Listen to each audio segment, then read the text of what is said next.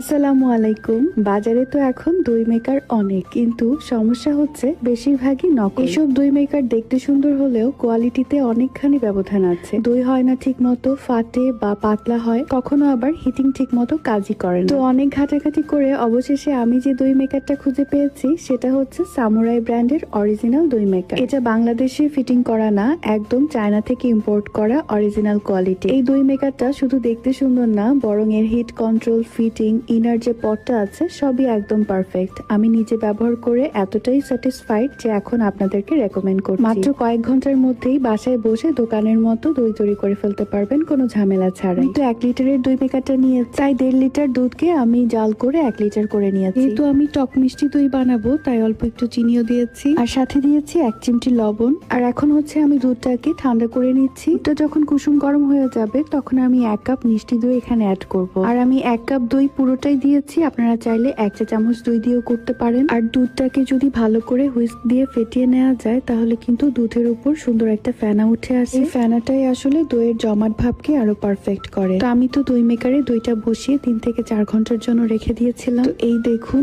কি সুন্দর জমেছে দইটা, খুবই ঘন হয়েছে। এটা কিন্তু দোকানের না, ঘরেই বানিয়েছি সামুরাই দই মেকারে। তো যারা আসল দই মেকার খুঁজছেন তাদের জন্য বলি, এই সামুরাই ব্র্যান্ডের অরিজিনাল দই মেকারটা যদি নিতে চান আমার ভিডিওর ক্যাপশনে আমি পেজটা মেনশন করে দিব, আপনারা চাইলে ওনাদের পেজে গিয়ে অর্ডার করে নিতে পারেন। আর দইটা যদি আরো পারফেক্ট খেতে চান তাহলে কিন্তু এই পর্যায়ে আপনারা ফ্রিজে রেখে 3 থেকে 4 ঘন্টা পর নামিয়ে খেতে পারেন। আজকে এই পর্যন্তই, আল্লাহ হাফেজ।